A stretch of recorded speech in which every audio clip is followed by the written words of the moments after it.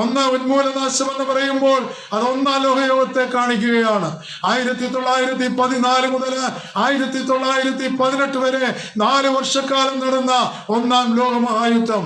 രണ്ടാമത് വീണ്ടും എസ്കേൽ പ്രവചനം 21 അധ്യായം 26, 27 വാക്യങ്ങൾ നമ്മൾ വായിച്ചപ്പോൾ കാണുവാനായിട്ടിടയായി. ഉന്മൂലനാശം എന്ന് വീണ്ടും ഒരു പദം കൂടെ. അത് രണ്ടാം ലോകമഹായുദ്ധമായിരുന്നു. അത് രണ്ടാം ലോകമഹായുദ്ധം 1939 മുതൽ 1945 വരെ 6 വർഷക്കാലമായിരുന്നു ആ ലോകമഹായുദ്ധം. പ്രിയപ്പെട്ടവരെ, ദേശത്തിന് ലോകത്തിന് വലിയ നാശനഷ്ടങ്ങൾ ഉണ്ടാക്കിക്കൊണ്ട് അനേക പ്രിയപ്പെട്ടവര് ഈ ലോകത്തിൽ നിന്ന് മാറ്റപ്പെട്ടുകൊണ്ട് വലിയ നാശം വിതച്ച ആ രണ്ടാമത്തെ ലോകമഹായുദ്ധത്തെ കുറിച്ച് എസ്കേൽ പ്രവാചകൻ നൂറ്റാണ്ടുകൾക്ക് മുമ്പ് പ്രവചിച്ചിരിക്കുകയാണ്. എന്നാൽ വീണ്ടും അവിടെ നമ്മൾ കണ്ടു ഉന്മൂലനാശം എന്നൊരു പദം കൂടെ നമ്മൾ കാണുകയാണ്.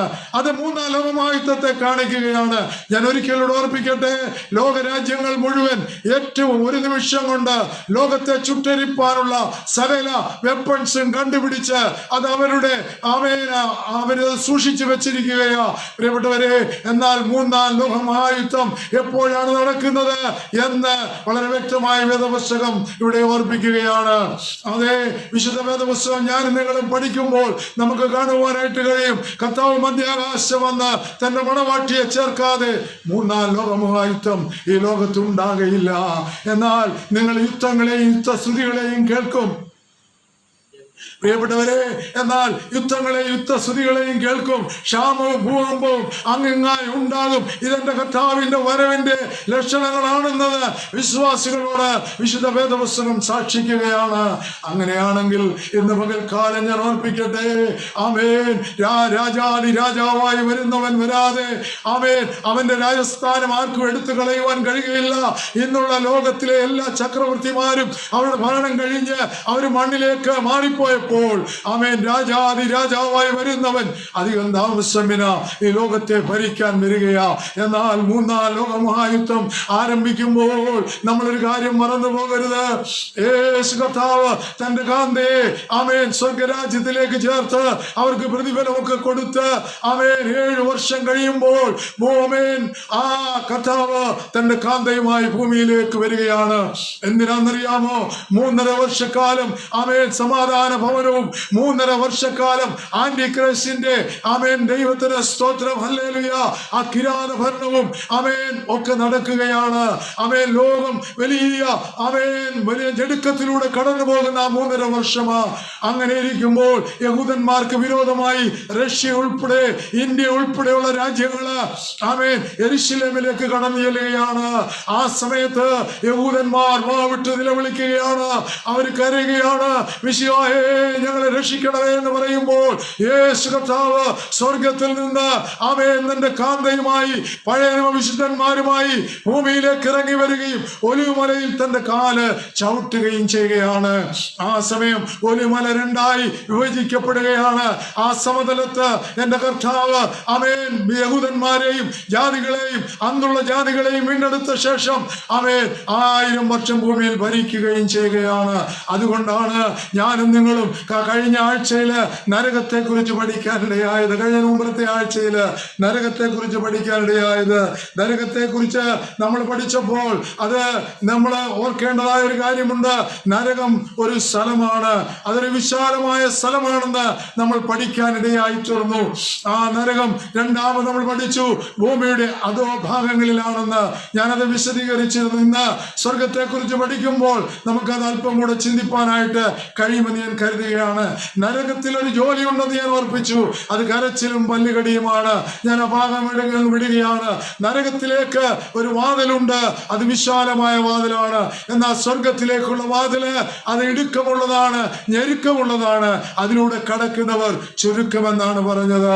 പ്രിയപ്പെട്ടവരെ, അതിനുശേഷം സ്വർഗത്തെ കുറിച്ച് ചില കാര്യങ്ങൾ ഞാൻ ഓർപ്പിക്കുവാൻ ആഗ്രഹിച്ചു. അത് ഓർപ്പിച്ചു. ഒരു സ്ഥലം, അത് സ്വർഗം ഒരു സ്ഥലമാണ്. പ്രിയപ്പെട്ടവരെ, സ്വർഗത്തിൽ എന്തെല്ലാം ഉണ്ട്, ആരെല്ലാമാണ് സ്വർഗത്തിൽ ചെല്ലുന്നത്, അത് ഞാൻ ഓർപ്പിക്കുവാൻ കഴിഞ്ഞ എൻ്റെ ഓൺലൈൻ പ്രസംഗത്തിലൂടെ ഇടയായി തീർന്നു. ഇന്ന് നമ്മൾ ചിന്തിക്കുന്നത് സ്വർഗത്തിൽ ആമേൻ ആരൊക്കെയാണ് ഉള്ളതെന്ന് ഒന്നുകൂടെ വിശദമായിട്ട് ചിന്തിക്കുവാനായിട്ട് നമ്മൾ ആഗ്രഹിക്കുകയാണ്. വിശുദ്ധ ലൂക്കോസിന്റെ സുവിശേഷം 10-ാം അധ്യായം 20-ാം വാക്യത്തില് നമ്മളിങ്ങനെ വായിക്കുന്നുണ്ട്. അത് ജീവപുസ്തകത്തെ കുറിച്ച് അവിടെ പറയുന്നുണ്ട്. ജീവപുസ്തകത്തിൽ പേരുള്ളവന് അവർ വിശുദ്ധന്മാരാണ്, അവർ സ്വർഗത്തിൽ ഉണ്ടായിരിക്കുമെന്ന് ഇവിടെ പറയുകയാണ്. കഴിഞ്ഞ പ്രാവശ്യം നമ്മൾ കുറിവാക്യത്തിൽ ഇങ്ങനെ വായിച്ചു. അതെ, യഹോവ ഇപ്രകാരം അരുളി ചെയ്യുന്നു, സ്വർഗം എന്റെ സിംഹാസനവും ഭൂമി എന്റെ പാദപീഠമാ. അങ്ങനെയാണെങ്കിൽ ദൈവമക്കളൊന്ന് സ്തോത്രം പറഞ്ഞാട്ട് നമ്മളിപ്പോൾ ഇരിക്കുന്നത് കർത്താവിന്റെ പാദപീഠത്തിലാ. വിശ്വസിക്കുന്നവരൊരു സ്തോത്രം പറഞ്ഞാട്ട് ഹല്ലേലൂയ. ലൂക്കോസിന്റെ സുവിശേഷം 10:20 വായിക്കാം. എങ്കിലും ഭൂതങ്ങൾ നിങ്ങൾക്ക് കീഴടങ്ങുന്നതിലല്ല, ഭൂതങ്ങൾ നിങ്ങൾക്ക് കീഴടങ്ങുന്നതിനല്ല, നിങ്ങളുടെ പേർ സ്വർഗത്തിൽ എഴുതിയിരിക്കുന്നതിലൂടെ സന്തോഷിപ്പീൻ. കണ്ടോ, അവ എന്തിനാ സന്തോഷിക്കേണ്ടത്? എന്റെയും നിങ്ങളുടെയും പേര് സ്വർഗത്തിൽ എഴുതിയിട്ടുണ്ടെങ്കിൽ സന്തോഷിക്കാനുള്ളൂ. പഴയ ആളുകൾ പറയും മാമ്പു കണ്ടു, ഇന്നാരെ മക്കളെ കണ്ടു, സന്തോഷിക്കേണ്ട അങ്ങനെ ഒരു കാലമായിരിക്കുക പ്രിയപ്പെട്ടവരെ. അതുകൊണ്ട് നമ്മളൊക്കെ അതിങ്ങനെ പറഞ്ഞിട്ടുണ്ട്, പഴയ ആളുകൾക്ക് അനുഭവമായിരിക്കുക. എന്നാൽ ഇന്ന് അതേറെ പ്രസക്തമായിരിക്കുകയാ. ഇവിടെ പറയുകയാ, ആമേൻ, കർത്താവ് 70 ശിഷ്യന്മാരെ തിരഞ്ഞെടുത്തു.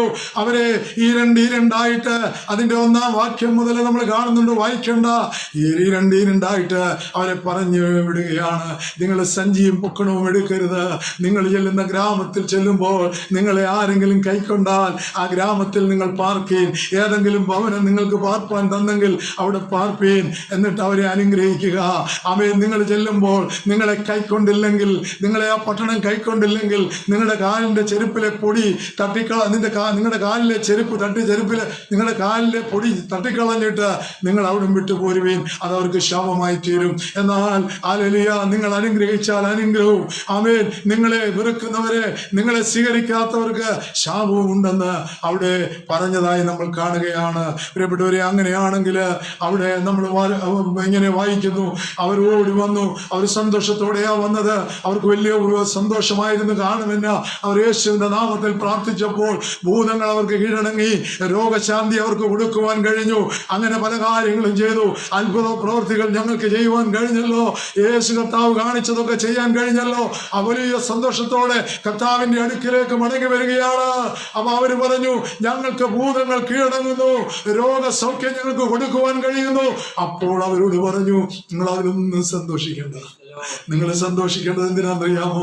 നിങ്ങളുടെ പേര് സ്വർഗത്തിൽ എഴുതിയിരിക്കുന്നത് കൊണ്ട് നിങ്ങൾ സന്തോഷിപ്പീൻ. പ്രിയപ്പെട്ടവരെ, അങ്ങനെയാണെങ്കിൽ വെളിപ്പാട് പുസ്തകം 20-ാം അധ്യായം അതിന്റെ 15-ാം വാക്യത്തിൽ പറയുന്നു, ജീവപുസ്തകത്തിൽ പേരെഴുതി കാണാത്ത ഏവനെയും തീപ്പൊയ്കയിൽ തള്ളിയിടും. പ്രിയപ്പെട്ടവരെ, നമ്മൾ നരകത്തെ കുറിച്ച് പറഞ്ഞപ്പോൾ നമ്മൾ കേൾക്കുവാനായിട്ടിടയായി തീർന്നു.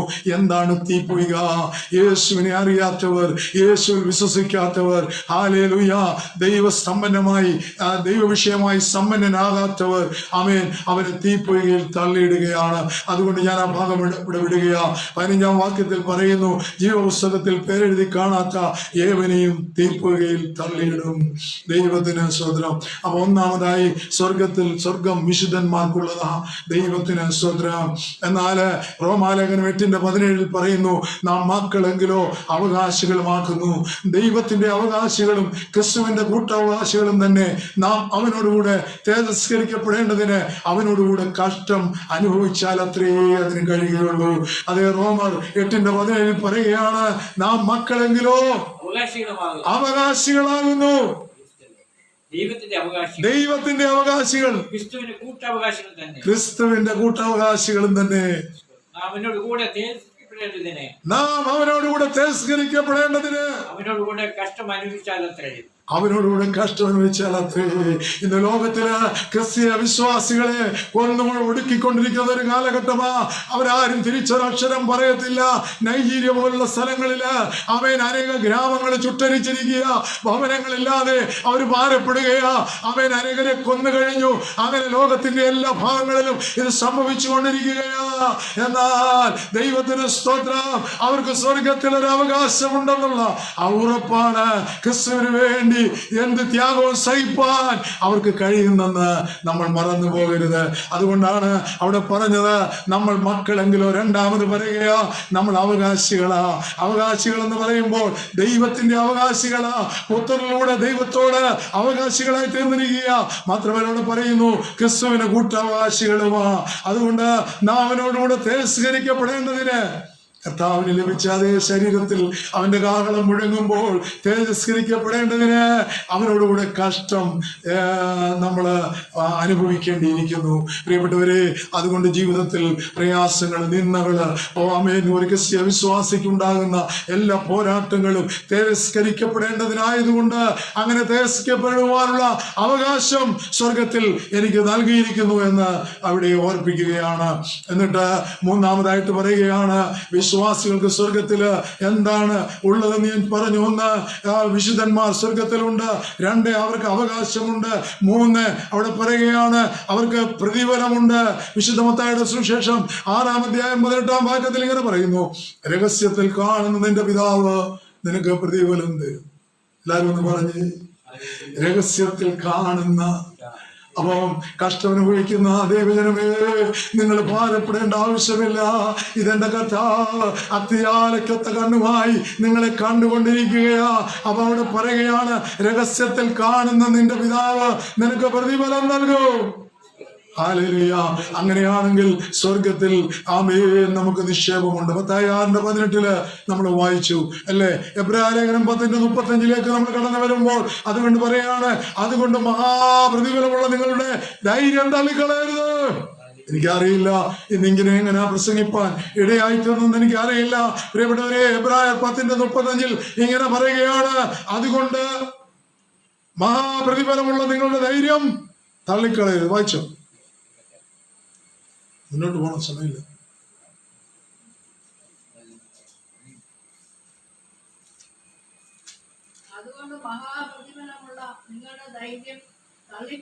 അപ്പൊ ഈ ധൈര്യം എന്തിനു വേണ്ടിയുള്ളതാ?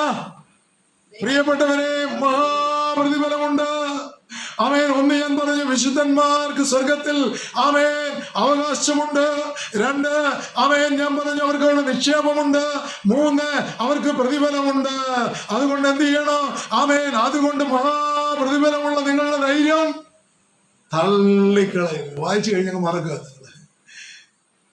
മഹാപ്രതിഫലമുള്ള നിങ്ങളുടെ ധൈര്യം തള്ളിക്കളയരുത്. പിന്നെ സ്വർഗത്തിൽ എന്നാ ഉള്ളത്? അവിടെ ആരാധനയുണ്ട്. വെളിപ്പാട് പുസ്തകം 4-ാം അധ്യായം 8 മുതൽ 11 വരെ, വെളിപ്പാടിന്റെ പുസ്തകം 4:8 മുതൽ 11 വരെ അവിടെ പറയുന്നുണ്ട്. 4 ജീവികളെ കുറിച്ച് പറയുന്നുണ്ട്. ഓരോന്നിനും 6 ചിറകുകളുണ്ടെന്ന് പറയുന്നുണ്ട്. എന്നിട്ട് അതിന് ചുറ്റിലും കാകത്തും കണ്ണ് നിറഞ്ഞിരിക്കുന്നു. ഇരിക്കുന്നവനും ഇരുന്നവനും വരുന്നവനുമായി സർവശക്തിയുടെ കർത്താവായ ദൈവം പരിശുദ്ധൻ പരിശുദ്ധൻ പരിശുദ്ധൻ എന്ന് അവർ രാപകൽ വിശ്രമം കൂടാതെ പറഞ്ഞുകൊണ്ടിരിക്കുന്നു. ഇന്ന് ഭൂമിയിൽ നമുക്ക് ആരാധനയുണ്ടെങ്കിൽ സ്വർഗത്തിലും ആരാധനയുണ്ട്. അവിടെ ഇങ്ങനെ പറയുകയാണ്, 4 ജീവികള് ഓരോന്നിന് 6 ചിറകുള്ളവരായി ചുറ്റിലും അകത്തും കണ്ണു നിറഞ്ഞിരിക്കുന്നു. അവര് പാടുന്നത് ദൈവം പരിശുദ്ധൻ പരിശുദ്ധൻ എന്ന് രാപ്പകൽ പറഞ്ഞുകൊണ്ടിരിക്കുന്നു. പ്രിയപ്പെട്ടവരെ, പരിശുദ്ധനായവൻ ദൈവം മാത്രമാ. ആമേൻ. ഭൂമിയിലേക്ക് വന്ന ദൈവമായിരിക്കുന്ന യേശു കർത്താവാണ് പരിശുദ്ധൻ. അങ്ങനെയാണെങ്കിൽ വെളിപ്പാട് 7:1 മുതൽ 17 വരെയുള്ള വാക്യങ്ങളില് വളരെ വ്യക്തമായി പറയുന്നുണ്ട് അവിടുത്തെ ആരാധന എങ്ങനെയാണെന്ന്. അതേ, വിശ്വാസികൾ തിരസ്കരിക്കപ്പെട്ട് അവിടെ കടന്നു ചെല്ലുമ്പോൾ അവിടെ നടക്കുന്ന ആരാധനയെ കുറിച്ച് ഒരു ചെറിയ രൂപം ഇവിടെ കൊടുക്കുന്നുണ്ട്. 7-ാം അധ്യായം 1 മുതൽ 17 വരെയുള്ള വാക്യങ്ങൾ. അതിന്റെ ശേഷം ഭൂമിമേലും കടലിന്മേലും യാതൊരു വൃക്ഷത്തിന്മേലും കാറ്റെ ഊതാതിരിക്കേണ്ടതിന് 7:1 തൊട്ട് ദൂതന്മാർ ഭൂമിയിലേക്ക് 4 കാറ്റും പിടിച്ചുകൊണ്ട് ഭൂമിയുടെ 4 കോണിൽ നിൽക്കുന്നത് ഞാൻ കണ്ടു. മറ്റൊരു ദൂതൻ ജീവന്റെ ദൈവത്തിന്റെ പുത്രിയുമായി കിടക്കുന്നെന്ന് കയറുന്നതും കണ്ടു. അവൻ ഭൂമിക്കും സമുദ്രത്തിനും കേട് വരുത്തുവാൻ അധികാരം ലഭിച്ച 4 ദൂതന്മാരോട് നമ്മുടെ ദൈവത്തിന്റെ ദാസന്മാരുടെ നെറ്റിയിൽ ഞങ്ങൾ ബുദ്ധിയിലേക്ക് കഴിയുമ്പോൾ പ്രിയപ്പെട്ടവരെ, അത് ഇതിനകത്ത് 1 മുതൽ 17 വരെയുള്ള വാക്യങ്ങളില് ഒരു ഭാഗമുണ്ട്. സിംഹാസനത്തിന്റെ മധ്യയുള്ള കുഞ്ഞാട് അവരെ മേയിച്ചു ജീവജലത്തിന്റെ ഉറവുകളിലേക്ക് നടത്തുകയും ദൈവം താൻ അവരുടെ കണ്ണിൽ നിന്ന് കണ്ണുനീർ തുടച്ചു കളയും. അവർ ദൈവത്തെ ആരാധിക്കുകയും ചെയ്യും. പ്രിയപ്പെട്ടവരെ, ആ വാക്യമാണ് ഞാൻ ഇവിടെ ഓർപ്പിക്കുവാൻ ആഗ്രഹിച്ചത്. സിംഹാസനത്തിന് മധ്യയുള്ള കുഞ്ഞാട് അവരെ മേയിച്ച് ദൈവം താൻ അവരുടെ കണ്ണിൽ നിന്ന് അവരെ ഉറവുകളിലെ ജീവജലത്തിന്റെ ഉറവുകളിലേക്ക് നടത്തുകയും ദൈവം താൻ അവരുടെ കണ്ണിൽ നിന്ന് കണ്ണുനീർ തുടച്ചു കളയുകയും അവരും ദൈവത്തെ ആരാധിക്കുകയും ചെയ്യും. ദൈവത്തിന് സ്തോത്രം. പ്രിയപ്പെട്ടവരെ, അങ്ങനെയാണെങ്കിൽ ഇന്ന് പകൽക്കാലം മറന്നു പോകരുത്. സ്വർഗം വിശുദ്ധന്മാർക്കുള്ളതാണ്. 2, അവിടെ വിശുദ്ധന്മാർക്ക് അവകാശമുണ്ട്. 3, അവിടെ വിശുദ്ധന്മാർക്ക് നിക്ഷേപമുണ്ട്. അങ്ങനെയാണെങ്കിൽ വീണ്ടും പറയുകയാണ്, സ്വർഗത്തിൽ എന്തുണ്ട്? സ്വർഗത്തിൽ ആരാധനയുണ്ട്. ദൈവത്തിന് സ്തോത്രം. പ്രിയപ്പെട്ടവരെ, അങ്ങനെയാണെങ്കിൽ വീണ്ടും പറയുന്നു, സ്വർഗത്തിൽ ഒരു പൗരത്വമുണ്ട്. ഫിലിപ്പിയ ലേഖനം 3-ാം അധ്യായം 20-21 വാക്യങ്ങളില് വളരെ വ്യക്തമായി പറയുകയാണ്, സ്വർഗത്തിൽ വിശുദ്ധന്മാർക്ക് ഒരു പൗരത്വമുണ്ട്. അപ്പൊ നമ്മൾ സ്വർഗീയ പൗരന്മാരാ. ഒരു ഹല്ലേലൂയ പറഞ്ഞേ. നിങ്ങൾക്ക് മനസ്സിലാകാൻ വേണ്ടി ഇത്രയും ഞാൻ പറയുന്നത്. ഒരു എല്ലാവരും കൂടെ ഹല്ലേലൂയ പറഞ്ഞേ. ഹല്ലേലൂയ. വായിക്കാട്ടെ. 3:20-21. നമ്മുടെ പൗരത്വമോ സ്വർഗത്തിൽ ആകുന്നു. അവിടെ നിന്ന് കർത്താവായ യേശുക്രിസ്തു രക്ഷിതാവായി വരുമെന്ന് നാം കാത്തിരിക്കുന്നു. അവൻ സകലവും തന്നെ കീഴ്പ്പെടുത്തുവാൻ കഴിയുന്ന തന്റെ വ്യാപാര ശക്തി കൊണ്ട് നമ്മുടെ സാക്ഷിയുടെ ശരീരത്തെ തന്റെ മഹത്വമുള്ള ശരീരത്തോട് അനുരൂപമായി രൂപാന്തരപ്പെടുത്തും. കണ്ടോ, പൗരത്വം സ്വർഗത്തിലുള്ളവർക്ക് അവരെ ചേർക്കാൻ കർത്താവ് വരുന്നെന്നാണ് ഇവിടെ പറഞ്ഞത്. അപ്പൊ നമ്മുടെ പൗരത്വം എവിടെയാ? സ്വർഗത്തിലാ. അതുകൊണ്ട് അനേകർ രക്തസാക്ഷികളായി തീർന്നിട്ടുള്ളത്. അവർക്കറിയാം, ഈ ഭൂമി താൽക്കാലികമായ ഒരു പാർപ്പിടമാണ്. എന്നാൽ ഇത് കഴിഞ്ഞൊരു നിത്യമായ ഭവനമുണ്ടെന്ന്, ഒരു സ്വർഗമുണ്ടെന്ന് അവർക്ക് വളരെ വ്യക്തമായി അറിയാം. അതുകൊണ്ടാണ് അവര് ഈ ലോകത്തിലെ കഷ്ടതകളോ മരണമോ നിസ്സാരമെന്ന് എണ്ണുവാനായിട്ടിടയായി തീർന്നത്. അതുകൊണ്ട് നമ്മുടെ പൗരത്വമോ സ്വർഗത്തിലാകുന്നു. അവിടെ നിന്ന് ആര് വരുമെന്ന നമ്മുടെ കർത്താവ് ഉയർത്തെഴുന്നേറ്റ് സ്വർഗാരോഹണം ചെയ്ത യേശു കർത്താവ് അവൻ രക്ഷിതാവായി എന്ന് പറഞ്ഞാൽ അവനിൽ വിശ്വസിച്ചവരെ രക്ഷിക്കുവാൻ യേശു ആരാ? നമ്മുടെ രക്ഷിതാവ്, നമ്മുടെ രക്ഷകനാ. അവന്റെ പേരിന്റെ അർത്ഥം തന്നെ രക്ഷകനാ. ആ രക്ഷിതാവ് എന്ത് ചെയ്യും? സ്വർഗത്തിൽ നിന്ന് അവനെ ഇറങ്ങി വരികയും അവനോട് പറയുകയാണ്. എന്നിട്ടെന്താ? യേശുക്രിസ്തു രക്ഷിതാവായി വരുമെന്ന് കാത്തിരിക്കുന്നു. അവൻ സകലവും തനിക്ക് കീഴ്പ്പെടുത്തുവാൻ കഴിയുന്നത് തന്റെ വ്യാപാര ശക്തി കൊണ്ട് നമ്മുടെ താഴ്ചയുള്ള ശരീരത്തെ ഇതിൽ കൂടെ എന്താ വേണ്ടി? നമ്മുടെ താഴ്ച, ഇത് രോഗമുള്ള ശരീരമാണ് ഇല്ലേ? മുട്ടുവേദന ഇല്ലേ? കാലുവേദന ഇല്ലേ? കൈവേദന ഇല്ലേ? ഇല്ലേ? അറ്റാക്ക് ഇല്ലേ? സ്ട്രോക്ക് ഇല്ലേ? ഈ ശരീരം എന്നാ? താഴ്ചയുള്ള ശരീരമാ. ഈ താഴ്ചയുള്ള ശരീരത്തെ അവന്റെ മഹത്വമുള്ള ശരീരത്തോട് അനുരൂപമാക്കുവാൻ തക്കവണ്ണം അവൻ ഇറങ്ങി വരും. നമുക്കറിയാം, ഒരിക്കൽ പൗലോസ്ലീഹയെ തടവിലാക്കി അടിക്കുവാനായിട്ട് ഇടയായി തീർന്നു. അപ്പോൾ പൗലോസ്ലീഹ പറഞ്ഞു, ഞാൻ റോമാ പൗരത്വമുള്ളവനാ. അവര് കിടുകിട വിറച്ചു. ഈ ഭൂമിയിലെ ഒരു പൗരത്വമുണ്ട്, അവനെ പ്രത്യേകം വിചാരണ ചെയ്യാതെ അടിക്കാൻ കഴിയത്തില്ല. അപ്പൊ അവൻ പറഞ്ഞു, ഞാൻ റോമാ പൗരത്വമുള്ളവനാ എന്ന് പറഞ്ഞപ്പോൾ ദൈവത്തിന് സ്തോത്രം. അവരെ ഉപദ്രവിച്ചവർ കിടുകിട വിറച്ചു. അവനെ പിന്നീട് സ്നേഹത്തോടെ പറഞ്ഞയക്കുവാനായിട്ട് ഇടയായി തീർന്നു. പ്രിയപ്പെട്ടവരെ, ഭൂമിയിൽ ഒരു ദൈവവേദന, ഈ ഭൂമിയിൽ അവൻ സ്വർഗത്തിന്റെ അംബാസഡറായി വസിക്കുമ്പോൾ അവനെ ഒരു ദുഷ്ടനും ഒന്നും ചെയ്യുവാൻ കഴിയുകയില്ല. ദൈവത്തിന് സ്തോത്രം. എന്നാൽ ദൈവഹിതം എന്തോ അത് മാത്രമേ നമ്മളിൽ നിറവേറുകയുള്ളൂ. പ്രിയപ്പെട്ടവരെ, അങ്ങനെ ഭൂമിയിൽ പൗരത്വത്തിന് വിലയുണ്ടെങ്കിൽ അപ്പൊ സ്വർഗീയ പൗരത്വത്തിന്റെ വില എന്ത് വലുതാ? അങ്ങനെയാണെങ്കിൽ പ്രിയപ്പെട്ടവരെ, നമ്മൾ മറന്നു പോകരുത്. 2-3 കാര്യങ്ങൾ വേഗത്തിൽ ഓർപ്പിച്ചു. സ്വർഗം വിശുദ്ധന്മാർക്കുള്ളതാണ്. അവിടെ എന്തൊക്കെയാ ഉള്ളത്? വിശുദ്ധന്മാർക്ക് അവകാശമുണ്ട്. അവിടെ ഒരു ജീവപുസ്തകമുണ്ട്. നമ്മുടെ പേരവിടെ ഉണ്ട്. അവർക്ക് അവകാശമുണ്ട്. അവർക്ക് നിക്ഷേപമുണ്ട്. അവിടെ സ്വർഗത്തിൽ ആരാധനയുണ്ട്. ആർക്കായി ആരാധിക്കുവാൻ കഴിയുന്നത്? ആമേൻ സ്വർഗീയ പൗരന്മാരായി ഭൂമിയിൽ ക്രിസ്തുവിൽ വിശ്വസിച്ച് ജീവിക്കുന്നവർക്ക് ഈ പൗരത്വം ഉള്ളത്. ആമേൻ. അങ്ങനെയാണെങ്കിൽ അടുത്ത പോയിന്റിലേക്ക് ഞാൻ പോകട്ടെ. ഇനി നമ്മള് സ്വർഗം എങ്ങനെയുള്ള സ്ഥലമാണ്? സ്വർഗം ഒരു സ്ഥലമാണ്. വിശുദ്ധ യോഹന്നാന്റെ സുവിശേഷം നരകം ഒരു സ്ഥലമാണ്, വിശാലമായ ഒരു സ്ഥലമാണ് നമ്മൾ കണ്ടു. ഇവിടെ പറയുകയാണ് യോഹന്നാന്റെ സുവിശേഷം 14-ാം അധ്യായം 2-3 വാക്യങ്ങൾ. യോഹന്നാന്റെ സുവിശേഷം 14-ാം അധ്യായം 2-3 വാക്യങ്ങൾ. പിതാവിന്റെ ഭവനത്തിൽ അനേക വാസസ്ഥലങ്ങളുണ്ട്. രക്ഷിതാവിനെ കാൺക പാപി, രക്ഷിതാവിനെ കാൺക പാപി, നിന്റെ വേദനയോ ക്രൂശിന്മേൽ തൂങ്ങുന്നു നിന്റെ വേർക്കല്ലയോ ക്രൂശിന്മേൽ. പ്രിയപ്പെട്ടവരെ, മതി. അവിടെ പറയുകയാണ് യോഹന്നാന്റെ സുവിശേഷം 14-ാം അധ്യായം 2-3 വാക്യങ്ങള്. എന്റെ പിതാവിന്റെ ഭവനത്തിൽ അനേകം വാസസ്ഥലങ്ങളുണ്ട്. കണ്ടോ, സ്വർഗം എങ്ങനെയുള്ള സ്ഥലമാണ്? വളരെ വ്യക്തമായി ഇവിടെ പറയുകയാണ്, എന്റെ പിതാവിന്റെ ഭവനത്തില് അനേക വാസസ്ഥലങ്ങളുണ്ട്. ഇല്ലെങ്കിൽ ഞാൻ നിങ്ങളോട് പറയുമായിരുന്നു. ഇല്ലെങ്കിൽ സത്യം മാത്രം പറഞ്ഞിട്ടുള്ള കർത്താവ്, ഭോഷ്ക് പറയാത്തവര് അവൻ പറയുകയാണ്, ഇല്ലെങ്കിൽ ഞാൻ നിങ്ങളോട് പറയുമായിരുന്നു. ഞാൻ നിങ്ങൾക്ക് സ്ഥലം ഒരുക്കുവാൻ പോകുന്നു. പ്രിയപ്പെട്ടവര്, ഞാൻ നിങ്ങൾക്ക് സ്ഥലം ഒരുക്കുവാൻ പോകുന്നു. ഞാൻ പോയി നിങ്ങൾക്ക് സ്ഥലം ഒരുക്കിയാൽ, ഞാൻ പോയി നിങ്ങൾക്ക് സ്ഥലം ഒരുക്കിയാൽ, ഞാൻ ഇരിക്കുന്ന ഇടത്ത് നിങ്ങൾ ഇരിക്കേണ്ടതിന് പിന്നെയും വന്ന് നിങ്ങളെ എന്റെ അടുക്കൽ ചേർത്തുകൊള്ളൂ. പിന്നെയും വന്ന് നിങ്ങളെ എന്റെ അടുക്കൽ ചേർത്തറിയോ. ഇതുപോലെ ആമേൻ വാഗ്ദത്തം തന്ന ഒരു വാളും ലോകത്തിലില്ല. കർത്താവേ, നമ്മൾ ഓർക്കേണ്ട കാര്യം ഇതാണ്.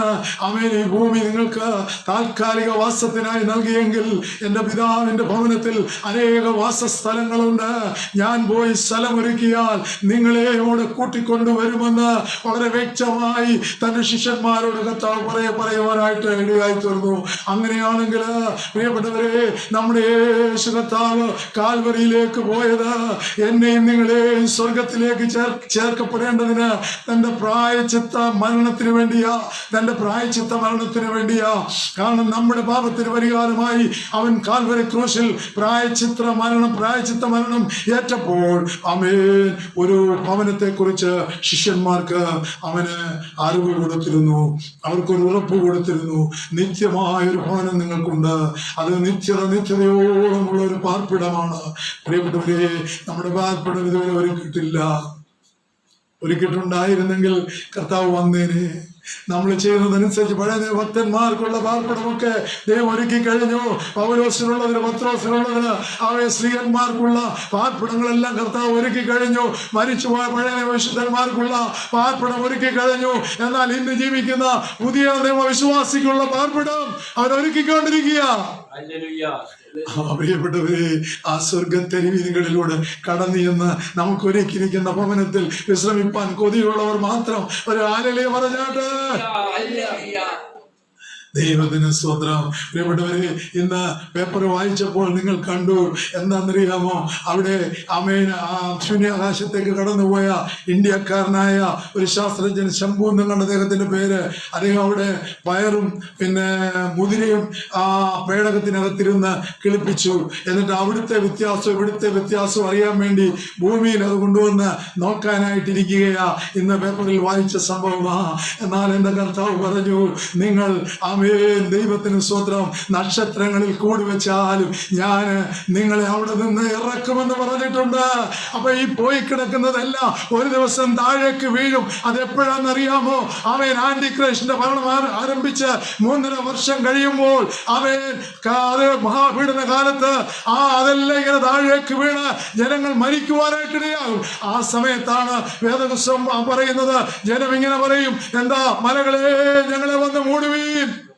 അത്രമാത്രം വലിയ കഷ്ടങ്ങള് വരാൻ പോയി. അപ്പൊ ഇതെല്ലാം മനുഷ്യൻ കൊണ്ടിട്ടിരിക്കുന്നതെല്ലാം ഒരു നാള് താഴെ വീഴുകയും അത് മനുഷ്യർക്ക് തന്നെ കെണിയായി തീരുകയും ചെയ്യും. അത് മനുഷ്യർക്ക് തന്നെ നാശനഷ്ടമായി തീരുകയും ചെയ്യും. ദൈവത്തിന് സ്വതന്ത്ര. അങ്ങനെയാണെങ്കിൽ എനിക്കൊരു ഭവനം ഒരുക്കിയിട്ടുണ്ട്. എത്ര പേർ വിശ്വസിക്കുന്നു? ഒരു ഹല്ലേലൂയ പറയൂ. ദൈവത്തിന് സ്തോത്രം. ഹൃദയത്തിന്റെ ഉള്ളിൽ നിന്ന് പറ ഹല്ലേലൂയ. എനിക്കൊരു ഭവനം ഒരുക്കിയിട്ടുണ്ടല്ലേ, പിന്നെ എന്തിനാ ഈ 32 വർഷക്കാലം ഈ ഭൂമിയിൽ ഇവിടെ നിന്ന് ഇങ്ങനെ പ്രസംഗിപ്പാൻ, ആളുകൾക്ക് പ്രസംഗം മറ്റുള്ളവരിൽ നിന്ന് കേൾപ്പിക്കാൻ ഞങ്ങളെ ഉപയോഗിച്ചത്? തീർച്ചയായും സ്വർഗത്തിലൊരു ഭവനമുണ്ട്. അതിന്റെ പണി പൂർത്തീകരിക്കുമ്പോൾ ഒന്നുകിൽ നമ്മൾ മരണം, അല്ലെങ്കിൽ കർത്താവിന്റെ വരവ്. സ്വത്രം സ്വത്രം പോകണ്ടേ? നമുക്ക് പോകണം. അമ്മയെ സങ്കീർത്തനം 48:2 വരുമ്പോൾ സ്വർഗം എങ്ങനെയുള്ള ഒരു സ്ഥലമാണെന്ന് അവിടെ പറയുന്നുണ്ട്. 48:2 സങ്കീർത്തനം 48:2 മഹാരാജാവിന്റെ നഗരമായി ഉയരം കൊണ്ട് മനോഹരവും സർവഭൂമിയുടെയും ആനന്ദമാകുന്നു. സങ്കീർത്തനക്കാരൻ ക്രിസ്തുവിന്റെ ജനനത്തിന് മുമ്പ്, നൂറ്റാണ്ടുകൾക്ക് മുമ്പ് പ്രസ്താവിച്ചിരിക്കുക, ആത്മാവില് മഹാരാജാവിന്റെ നഗരമായി ഉത്തരഗിരിയായ സിയോൻ പർവ്വതം ഉയരം കൊണ്ട് മനോഹരമാ. അപ്പൊ സ്വർഗത്തെ കുറിച്ച് വേദപുസ്തകം പറയുന്നത് 3 സ്വർഗമുണ്ടെന്ന്. കാരണം പൗലോസ്ലീഹ പറഞ്ഞു, ഞാൻ സ്വർഗാദി സ്വർഗത്തിലെത്തിയെന്ന് പറയുന്നു. 3 സ്വർഗത്തോളം എടുക്കപ്പെട്ടു. അതാണ് സ്വർഗാദി സ്വർഗം. പ്രിയപ്പെട്ടവരെ, ആകാശമണ്ഡലം 1 സ്വർഗം. ഞാൻ അതിലേക്ക് കടക്കുന്നില്ല, അതിപ്പോൾ പിശാചിന്റെ അധീനതയില. ആമേൻ. 2ാമതായിട്ട് ആമേൻ ദൈവത്തിന്റെ സ്വത്രം നക്ഷത്രമണ്ഡലം. 3ാമതായി സ്വർഗാദി സ്വർഗം. അവിടെയാണ് സ്വർഗീയ പർദീസയുള്ളത്. അവൻ പഴയ നിയമ വിശുദ്ധന്മാരും പുതിയ നിയമത്തിലെ വിശുദ്ധന്മാരും ഇപ്പോൾ മരണപ്പെട്ടു പോയവര് പാർക്കുന്നത് സ്വർഗത്തോടടുത്ത ഔട്ട് ഹൗസ് ആകുന്ന സ്വർഗീയ പർദീസയിൽ. അവിടെ ആത്മാക്കൾ. ദൈവത്തിന് സ്തോത്രം. അപ്പൊ സ്വർഗം ഒരനുഭവമാണ്. പ്രിയപ്പെട്ടവരെ, ഇവിടെ പറയുക ആമേൻ. ദൈവത്തിന് സ്തോത്രം. മഹാരാജാവിന്റെ നഗരമായി ഉത്തരഗിരിയായ സിയോൻ പർവ്വതം ഉയരം കൊണ്ട് മനോഹരമാണ്. സ്വർഗത്തെ പോലെ മനോഹരമായ ഒന്നില്ല, ഇല്ലേ? നമ്മൾ കണ്ടില്ലേ, ഇവിടെ ഒരു ഹോസ്പിറ്റല് ഇടിഞ്ഞു വീണ് ഒരു സഹോദരി മരിക്കാനിടയായിട്ട്. നമുക്ക് ഭാരമുണ്ട്, പ്രയാസമുണ്ട്. പക്ഷെങ്കിൽ പ്രിയപ്പെട്ടവരെ, ഭൂമിയിൽ ആര് പണിതാലും അതിൽ നിന്ന് കൈക്കൂലിയൊക്കെ വാങ്ങിച്ച് അത് ശരിയായ രീതിയിൽ പണിയത്തില്ല. കാരണം എന്നാന്നറിയാമോ? എല്ലാ പാർട്ടിക്കാർക്കും ഇതിന്റെ വിഹിതം വേണം. അതുകൊണ്ട് അത് ശരിയായ രീതിയിൽ പണിയത്തില്ല. ദൈവത്തിന് സ്തോത്രം. പ്രിയപ്പെട്ടവരെ, അതുകൊണ്ട് നമ്മൾ മറന്നു പോകരുത്. ഭൂമി നശിച്ചു പോകാനായിട്ടുള്ളത് കൊണ്ടാണ് അങ്ങനെ സംഭവിച്ചു കൊണ്ടിരിക്കുന്നത്. എന്നാൽ സ്വർഗം എങ്ങനെയാണ്? അത് മനോഹരവും സർവഭൂമിയുടെയും ആനന്ദവുമാകുന്നു. ആമേൻ. അങ്ങനെയാണെങ്കിൽ റോമാലേഖനം 14:17 വരുമ്പോൾ സ്വർഗരാജ്യത്തെ കുറിച്ച് ഒരു ആമേൻ ചെറിയൊരു പതിപ്പ് ഇവിടെ പറയുന്നുണ്ട്. റോമാലേഖനം 14:17 ദൈവരാജ്യം ഭക്ഷണവും പാനീയവുമല്ല, നീതിയും സമാധാനവും പരിശുദ്ധാത്മാവിൽ സന്തോഷവും അത്രേ. ഹല്ലേലൂയ. ദൈവത്തിന് സ്തോത്രം. ഇവിടെ പറയുക, ദൈവരാജ്യം ഭക്ഷണവും പാനീയവും എന്തോ ഒരു ഇഷ്ടമാണ്, ഇല്ലേ? ആർത്തിയാ മനുഷ്യർക്ക് കഴിക്കാൻ. എത്ര കഴിച്ചാലും കൊതി തീരത്തില്ല. ദൈവത്തിന് സ്തോത്രം. എന്നാൽ സ്വർഗരാജ്യം എന്താണെന്ന് അവിടെ പറഞ്ഞത്? അത് ദൈവരാജ്യം ഭക്ഷണമല്ല, പാനീയവുമല്ല, നീതിയും സമാധാനവും. നീതിയും സമാധാനവും ക്രിസ്തുവിൽ വിശ്വസിക്കുമ്പോൾ നമുക്ക് ലഭിക്കും. നീതി എന്താ? നീതി എന്ന് പറഞ്ഞാൽ എന്താ? യേശുക്രിസ്തു ഭൂമിയിലേക്ക് വന്നു. അവൻ സകല മനുഷ്യരുടെയും പാപത്തിന് വേണ്ടി പരിഹാര ബലിയായി കാൽവരിയിൽ മരിച്ചു. അവൻ സ്വർഗത്തിലേക്ക് പോയെന്ന് പറയുന്നത് ദൈവിക നീതിയാ. അപ്പൊ പറയുകയാണ്, ഭക്ഷണവും പാനീയവുമല്ല, ഒരു നീതിയാണത്. കാരണം കർത്താവ് ഇവിടെ നിന്ന് വന്നു പോയെന്നുള്ള നീതി. എന്നിട്ട് പറയുന്ന അത് സമാധാനമാണ്. അമേൽ എല്ലാവർക്കും സമാധാനം കൊടുക്കില്ല. എവിടെയും ശിഷ്യന്മാരെടുക്കല് അവർക്ക് സമാധാനം എന്ന് പറഞ്ഞാൽ ചെന്നത്. ഏറ്റവും ഒടുവിലും അവർക്ക് സമാധാനം കൊടുത്തു. അതുകൊണ്ട് നമ്മുടെ ആരാധനയില് എത്ര പ്രാവശ്യം സമാധാനം പറയുന്നു? നിങ്ങൾക്ക് എല്ലാവർക്കും സമാധാനം ഉണ്ടാകട്ടെ. അപ്പൊ നമ്മളെന്ത് പറയും? അവിടുത്തെ എത്ര പ്രാവശ്യം പറയുന്നു? 6 പ്രാവശ്യം ആത്മാവ് സമാധാനം പറയുന്നു. അപ്പൊ 6 പ്രാവശ്യം ഞാൻ അത് പറയുന്നുണ്ട്. നമ്മള് എന്താ പറയുന്നത്, അതിന് മറുപടി കൊടുക്കുന്നു. എന്നാൽ അമേൻ, ഞാൻ ഓർക്കുകയാണ്, എന്നാൽ 7 സമാധാനമുണ്ട്. ഏറ്റവും കൂടുതൽ സമാധാനമുണ്ട്.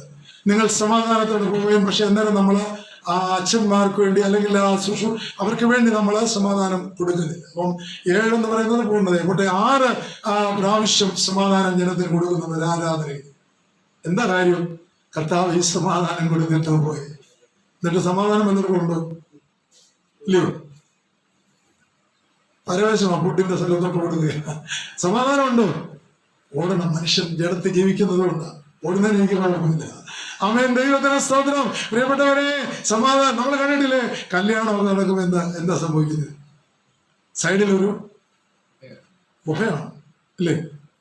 അപ്പൊ അവരുമായിട്ട് വലിയ ബന്ധമൊന്നും ഇല്ലാത്തവര് ബുഫയിൽ പോയി കിട്ടാവുന്നതെല്ലാം വാങ്ങിച്ച് കഴിച്ചിട്ട് അപ്പൊ അതാ പറഞ്ഞത്.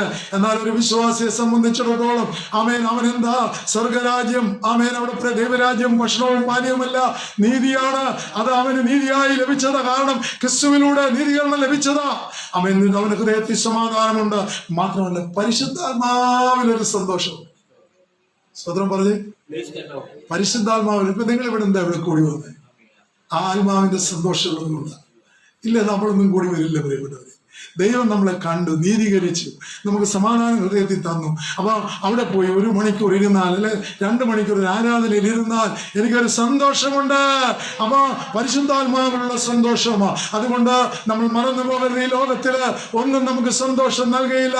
ലോകത്തിലെ താൽക്കാലികമായിട്ടുള്ള സന്തോഷം മാത്രമേ ഉള്ളൂ. എന്നാൽ നമുക്ക് സന്തോഷം നൽകുന്ന ഒന്നേ ഒന്നുള്ളൂ, അത് പരിശുദ്ധാത്മാവാണ്. ആ പരിശുദ്ധാത്മാവ് നമ്മളിൽ ശക്തിപ്പെടുമ്പോൾ നമ്മൾ സന്തോഷവാന്മാരായിത്തീരും. ദൈവത്തിന് സ്വർഗത്തിന്റെ അനുഭവം ഒരു ഭക്തനായ മനുഷ്യൻ എഴുതിയിട്ടുണ്ട്. ഒന്നുകൂടെ ഞാൻ പറയാം. ഒന്നാം നീതീകരണം. ഞാൻ പറഞ്ഞ നീതീകരണം എന്താ? ക്രിസ്തുവിലൂടെ ആ നീതീകരണം നമുക്ക് ലഭിച്ചു. 2, നമുക്ക് വിശദീകരണം ലഭിക്കണം. 3, ദൈവസമാധാനം ലഭിക്കണം. 4, പരിശുദ്ധാത്മ സന്തോഷം. ഇവയിലൂടെ സഞ്ചരിക്കുന്നവർക്കാണ് സ്വർഗം എന്ന സ്ഥലത്ത് പ്രവേശനമുള്ളൂ എന്ന് ആ ഭക്തൻ എഴുതി വെച്ചിരിക്കുക. എന്നോട് പറയാം, ഇതാർക്കാ കിട്ടുന്ന ഈ സ്വർഗം? 1, നീതീകരണം പ്രാപിച്ചു. എങ്ങനെയാ? നമ്മൾ പാപികളായിരിക്കുമ്പോൾ അവന്റെ രക്തത്താൽ നമ്മളെ നീതീകരിച്ച് നമ്മുടെ പാപത്തിന് പരിഹാരം അവൻ വരുത്തിയത് കൊണ്ട്, അത് ദൈവത്തിന്റെ നീതിയായതുകൊണ്ട് ഒരു വിശ്വാസിക്ക് നീതീകരണം ഈ ഭൂമിയിൽ ലഭിച്ചിരിക്കുകയാണ്. 2, വിശുദ്ധീകരണം. എങ്ങനെയാ? അവന്റെ രക്തത്താലുള്ള കഴുകലാൽ, അല്ലേ? കുഞ്ഞാട്ടിൻ നീരു രക്തത്താൽ ഞാൻ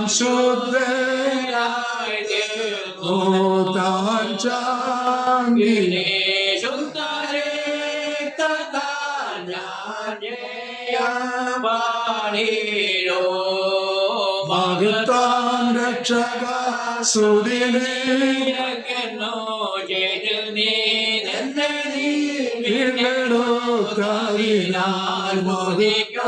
നിന്നെ നന്ദിയോ ാടി വണങ്ങോ സ്തുതിക്കോ നിന്നെ നന്ദിയോ ാടി വണങ്ങോ കുഞ്ഞാട്ടിൻ തീരോരേ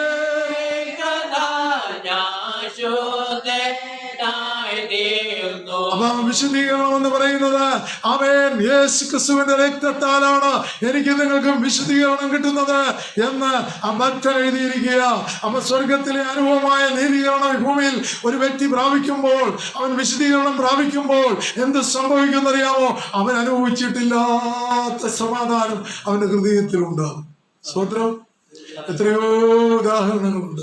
1991 ഒക്ടോബർ 14 രാത്രി എന്റെ കർത്താവ് എന്നെ നീതീകരിച്ചപ്പോൾ, അവന്റെ രക്തം കൊണ്ട് എന്നെ കഴിയപ്പോൾ എന്റെ ഉള്ളിലേക്കൊരു ദൈവിക സമാധാനം ആ രാത്രിയിൽ കടന്നു വന്നത് എനിക്ക് ഉച്ചൈസ്വരം പറയാൻ കഴിയും. അപ്പൊ നോക്കിക്കോണേ, ഒന്ന് നീതീകരണം പ്രാപിച്ചു കഴിഞ്ഞ വ്യക്തി വിശ്വാസിക്ക്, വിശുദ്ധീകരണം പ്രാപിച്ചു കഴിഞ്ഞ വിശ്വാസിക്ക് ദൈവ സമാധാനം കിട്ടും.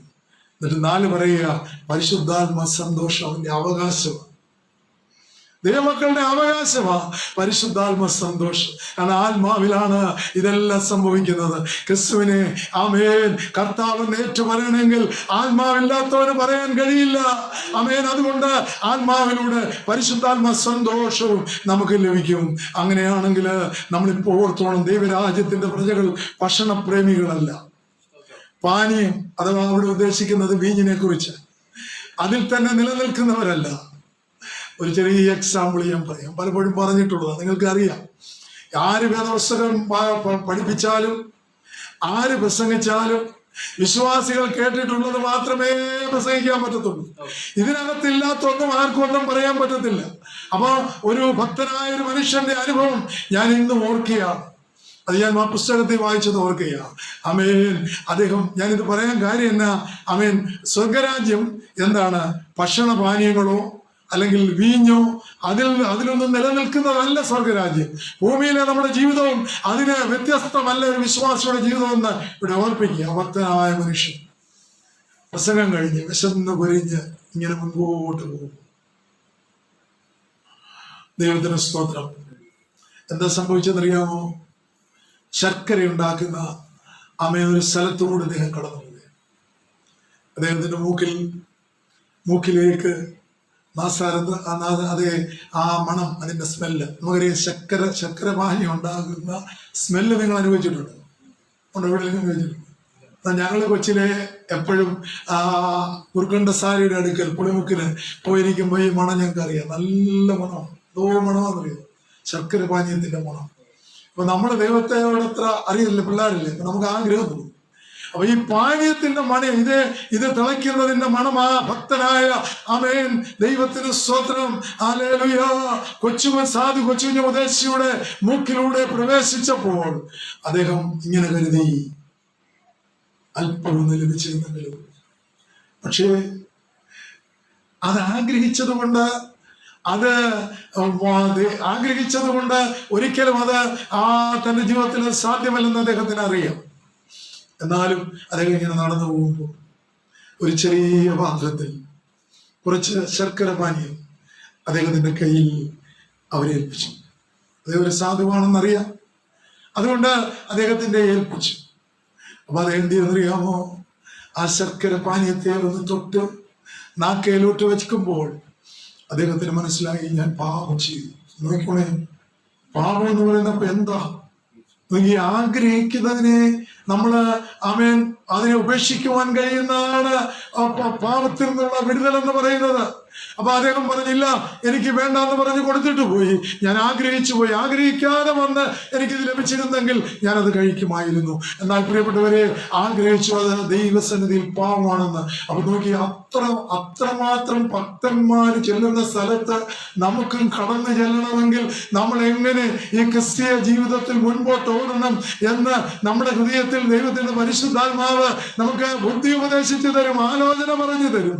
ദൈവത്തിന് സ്തോത്രം. പ്രിയപ്പെട്ടവരെ, അങ്ങനെയാണെങ്കിൽ സ്വർഗരാജ്യത്തിന് ഒരു പ്രത്യേകതയുണ്ട്.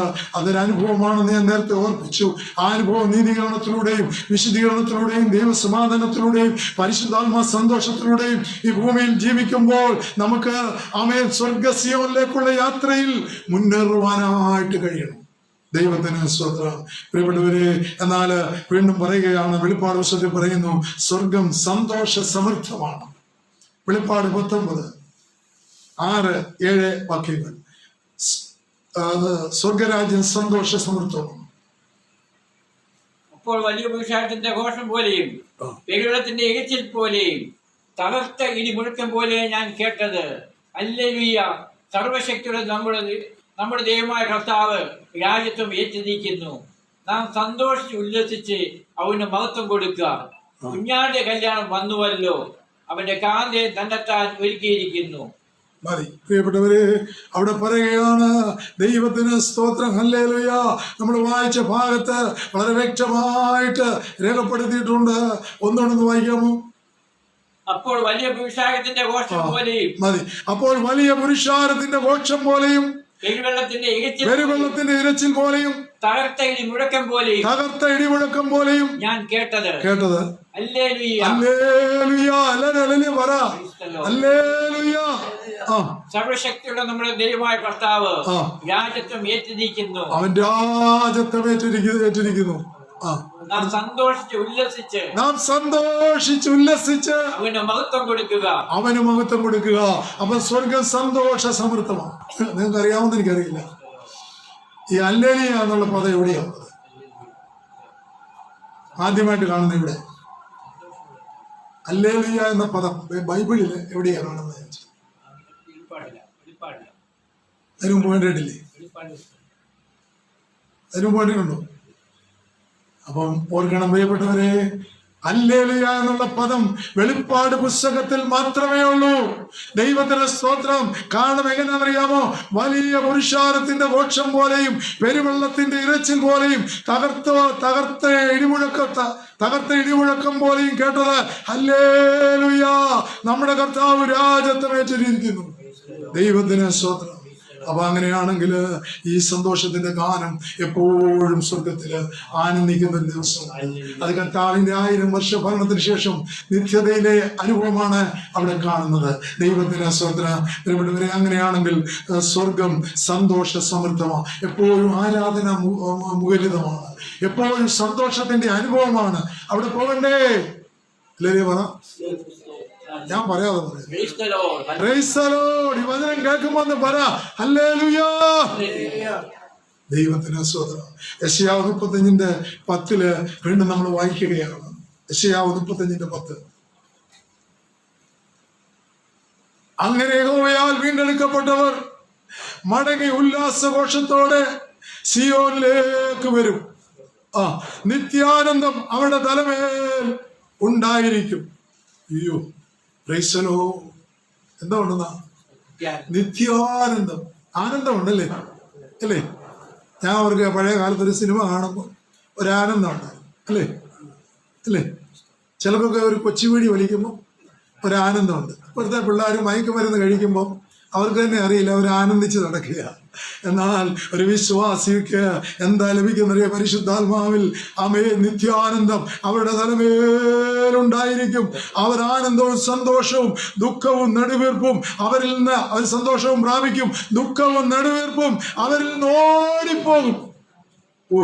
അപ്പൊ ദുഃഖവും നെടുവീർപ്പും ഇല്ലാത്ത സന്തോഷം മാത്രമുള്ള നിത്യാനന്ദം തലയിൽ ലഭിക്കുന്ന ഒരു സ്വർഗം വേണോ?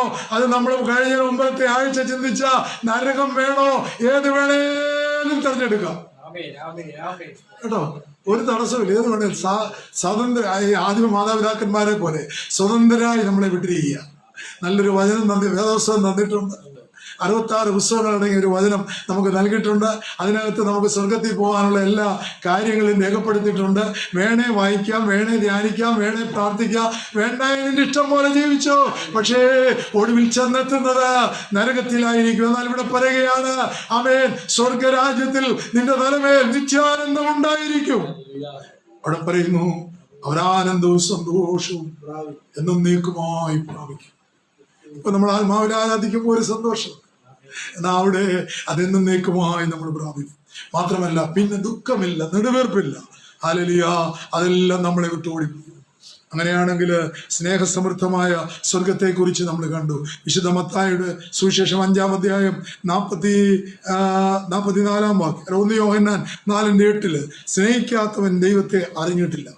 1 യോഹന്നാൻ 4:8 വായിച്ചിട്ട് മത്തായി 5:44 വായിക്കും. സ്നേഹിക്കാത്തവൻ ദൈവത്തെ അറിഞ്ഞിട്ടില്ല. ദൈവം സ്നേഹം തന്നെ. കണ്ടോ, പറയുകയാണ്, സ്നേഹിക്കാത്തവൻ നമ്മുടെ സമശിഷ്ടങ്ങളെ സ്നേഹിക്കുവാൻ കഴിയുന്നില്ലെങ്കിൽ ഞാനും നിങ്ങളും ദൈവത്തെ അറിഞ്ഞിട്ടില്ല. പ്രിയപ്പെട്ടവരെ, അതുകൊണ്ട് ഒരു വ്യക്തി എങ്ങനെയാണെന്നുള്ള, അവനും ദൈവത്തിന്റെ സൃഷ്ടിയാണെന്ന് ഓർത്ത് അവനെ സ്നേഹിക്കണം. വിശേഷാൽ വിശ്വാസികളോടുള്ള ആ സ്നേഹം ഏറ്റവും വലിയതാ പ്രിയപ്പെട്ടവരെ. അപ്പൊ സ്നേഹിക്കാത്തവൻ ദൈവത്തെ അറിഞ്ഞിട്ടില്ല. അല്ലേ? പണ്ടൊരു ദേവദാസൻ പറഞ്ഞ പോലെ, മലയാളികളോട് ചോദിക്കും എന്തോ ഉണ്ട് വിശേഷം, എന്നാലും മലയാളികൾ പറയും ഓ. എന്താ പറയും? ഓ. അത്രേ നമ്മൾ പറയാൻ അറിയത്തുള്ളൂ. മലയാളിയോട് ചോദിക്കുമ്പോൾ പറയാം ഓ. ദൈവവേദന എന്നാ പറയും? ദൈവവേദന സന്തോഷമായി, സുഖമായിരിക്കും, സന്തോഷമായിരിക്കും. അല്ലേ? എന്നാ മലയാളികൾ ഭൂരിപക്ഷം പറയും ഓ, പറയാ സന്തോഷം ഇല്ലെന്ന്. ദൈവത്തിന്റെ സ്തോത്രം. എന്നാൽ പ്രിയപ്പെട്ടവരെ, ഒരു ഇംഗ്ലീഷുകാരോട് ചോദിച്ചേ, അവൻ പറയും ഫൈൻ. അല്ലേ? ഫൈൻ. അവൻ പറയും ഫൈൻ. ഹിന്ദിക്കാരോട് ചോദിച്ചാൽ അച്ഛ എന്ന് പറയും, അച്ഛ. Praise the Lord. ഹല്ലേലൂയ. അറബികളോട് ചോദിച്ചാൽ അവർ പറയും അൽഹംദുലില്ലാഹ്, സെയിം. ദൈവത്തിന്റെ കൃപയാൽ സുഖമായിരിക്കുന്നു, സെയിം, നല്ലതായിരിക്കുന്നു. അപ്പൊ അത് കഴിഞ്ഞ് പറഞ്ഞത് മറ്റൊന്നുമല്ല, നമ്മള് ആളോട് ചോദിക്കുമ്പോൾ നമുക്കറിയാം, അവരും പറയും ഓ എന്നാ പറയാനാ, ഇതേ പറയത്തുള്ളൂ. എന്നാ ഒരു വിശ്വാസി എന്നാ പറയണോ, ഓ സന്തോഷമായിരിക്കുന്നു, കൃപയാൽ സന്തോഷമായിരിക്കുന്നു. പ്രിയപ്പെട്ടവരെ, അതുകൊണ്ട് സ്നേഹിക്കാത്തവൻ ദൈവത്തെ അറിഞ്ഞിട്ടില്ല. ദൈവം സ്നേഹം തന്നെ. എങ്ങനെയാ സ്നേഹം നമുക്ക് ലഭിച്ചത്? ഏകജാതനായ പുത്രനിലൂടെ അവനെ ലോകത്തിലേക്ക് അയച്ച നിമിത്തം ദൈവത്തിന് നമ്മോടുള്ള സ്നേഹം വെളിപ്പെട്ടു വന്നു. ഓ കണ്ടോ എങ്ങനെയായി സ്നേഹം വെളിപ്പെട്ടു വന്നത്? തന്റെ ഏകജാതനായ പുത്രനെ ലോകത്തിലേക്ക് അയച്ച നിമിത്തം ദൈവത്തിന് നമ്മോടുള്ള ഇതൊക്കെ വായിക്കുമ്പോൾ കർത്താവ് വന്നാ മതി എന്ന് ആഗ്രഹിക്കുക. സ്തോത്രം. ഈ ഒരു ദിവസം പോലും ലോകത്ത് ജീവിക്കണമെന്ന് ആഗ്രഹമില്ല. കാരണം കർത്താവ് അങ്ങ് വന്നാൽ മതി. കാരണം നിത്യാനന്ദം തലയിലുള്ള നമ്മുടെ തലയിലേക്ക് കടന്നു വരിക മാത്രമല്ല, മുറവിളിയും പ്രയാസങ്ങളും ദുഃഖങ്ങളും എല്ലാം തീരുന്ന ഒരു സ്വർഗമുണ്ട്, സന്തോഷ സമൃദ്ധമായ ഒരു സ്വർഗമുണ്ട്. അത് ലഭിച്ചത് ഇങ്ങനെയാണ്. ഏകജാതനായ പുത്രൻ ദൈവം തന്നെ ലോകത്തിലേക്ക് അയച്ചത് നിമിത്തം ദൈവത്തിന് നമ്മോടുള്ള സ്നേഹം വെളിവാകുന്നത്. ആമേൻ. എന്തിനാ കർത്താവിനെ അയച്ചത്? പാപത്തിൽ നമ്മളെ വിടുവിക്കാൻ. എന്നെ കേൾക്കുന്ന പ്രിയ ദൈവജനമേ, പാപത്തിൽ നമ്മളെ വിടുവിക്കാൻ. ആമേൻ. രക്ഷയുടെ സന്തോഷം നമുക്ക് നൽകുവാൻ സ്വർഗത്തിലെ ദൈവം നമുക്ക് വേണ്ടി തന്റെ ഏകജാതനായ പുത്രനെ ഭൂമിയിലേക്ക് അയച്ചു. അതിന്റെ ചരിത്രത്തിലേക്കൊന്നും ഞാൻ കടക്കുന്നില്ല. എന്നാൽ ദൈവത്തിന് സ്തോത്രത്തോടെ പറയുകയാണ്, അയച്ചത് നിമിത്തം ദൈവത്തിന് നമ്മോടുള്ള സ്നേഹം വെളിവാകുന്നു. നമ്മളിരിക്കുമ്പോൾ പ്രാർത്ഥിക്കുമ്പോൾ പറയണം, കർത്താവേ, നിന്റെ പുത്രനെ ഞങ്ങൾക്ക് വേണ്ടി അയച്ചില്ലായിരുന്നെങ്കിൽ പഴയ നിയമ ഭക്തന്മാരും പുതിയ നിയമ വിശുദ്ധന്മാരും സ്വർഗരാജ്യത്തിന് അവകാശമാകയില്ലായിരുന്നു. ദൈവത്തിന് സ്വത്രം.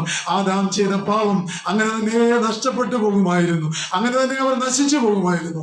എന്നാൽ പഴയ നിയമ വിശുദ്ധന്മാർക്ക് വേണ്ടിയും പുതിയ നിയമ വിശുദ്ധന്മാർക്ക് വേണ്ടിയും നിന്റെ ഏകജാതനായ പുത്രനെ, ദൈവത്തിന്റെ ഏകജാതനായ പുത്രനെ ഭൂമിയിലേക്ക് അയച്ചതാണ് ഞങ്ങളുടെ ജീവിതത്തില് ദൈവത്തിന്റെ സ്നേഹം വെളിപ്പെട്ടത്. അതുകൊണ്ട് ദൈവസ്നേഹം. അതുകൊണ്ട് മത്തായിയുടെ സുവിശേഷം, വിശുദ്ധ മത്തായിയുടെ സുവിശേഷം 5-ാം അധ്യായം 44-ാം വാക്യം വായിക്കാം. വിശുദ്ധ മത്തായിയുടെ സുവിശേഷം 5:44. ഞാനോ നിങ്ങളോട് പറയുന്നത് നിങ്ങളുടെ ശത്രുക്കളെ സ്നേഹിപ്പീൻ. നിങ്ങളുടെ ശത്രുക്കളെ സ്നേഹിപ്പീൻ. കഴിയുമോ? നിങ്ങളുടെ ശത്രുക്കളെ സ്നേഹിപ്പീൻ. കഴിഞ്ഞ ദിവസം നൈജീരിയയിലെ ഒരു സംഭവം കാണുവാനിടയായി തീർന്നു. ഒരു സഹോദരയുടെ കാല് വെട്ടിയിരിക്കുന്നു, അവരുടെ സഹോദരൻ മരിച്ചിരിക്കുന്നു. പ്രിയപ്പെട്ടവരെ, കണ്ടാൽ നമ്മൾ കരഞ്ഞു പോകും. അവിടെ ഒരു ഗ്രാമം മുഴുവൻ അവർ ചുട്ടുകരിച്ചു, അവരുടെ വീടുകള് മുഴുവൻ ചുട്ടുകരിച്ചു. വേറെ ഏതെങ്കിലും ഒരു രാജ്യത്ത് ഇത് വേറൊരുത്തരോടായിരുന്നെങ്കിൽ ഇങ്ങനെ സംഭവിക്കുമായിരുന്നോ? ഒരിക്കലുമില്ല പ്രിയപ്പെട്ടവരെ. എന്നാൽ അവരുടെ മനസ്സിൽ, അവരുടെ മുഖത്തൊരു സന്തോഷമുണ്ട്. ഞങ്ങൾക്കെല്ലാം നഷ്ടപ്പെട്ടെങ്കിലും ഞങ്ങൾക്ക് ഏകജാതനായ പുത്രനായ യേശുവിനെ അയച്ചു തന്നിട്ടുള്ളത് കൊണ്ട് ഞങ്ങൾക്കൊരു സമാധാനമുണ്ട്.